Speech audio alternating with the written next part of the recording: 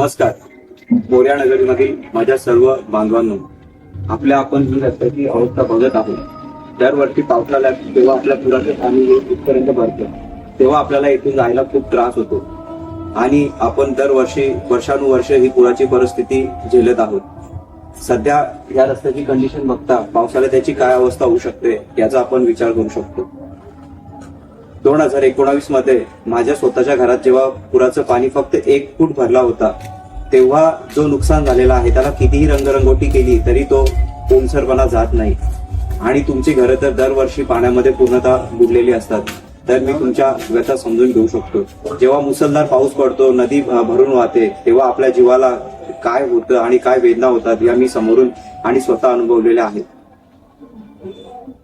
तसेच जेव्हा पावसाचं पाणी घरात शिरतं आणि आपण घर सोडून पळून जातो, तेव्हा आपल्या घरात चोरी तर होणार नाही ना, अशा शंका आपल्याला सतावत राहतात.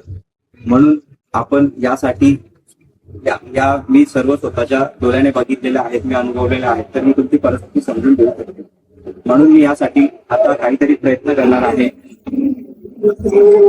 आताची सद्यस्थिती बघता आपल्या घरांना ही बांधकामाची परवानगी नव्हती आणि जागा ही शासकीय असल्यामुळे आपल्याला अनधिकृत अशी घरपट्टी मिळालेली आहे. या सर्व गोष्टी लक्षात घेता आपण यामध्ये 2 स्तरावर कारवाया करूया. एक तर तात्पुरती स्वरूपाची आणि एक कायम स्वरूपाची.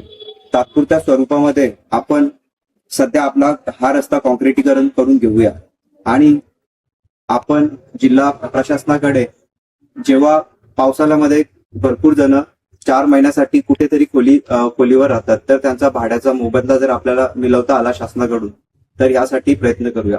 आणि कायमस्वरूपी म्हणजे शासनाकडे आपल्या व्यथा मांडून, कारण प्रत्येकाच्या कमाईतून इथे घरं घेतलेली आहेत आणि शासनाकडे आपण पुनर्वसनासाठी एक प्रस्ताव देऊया.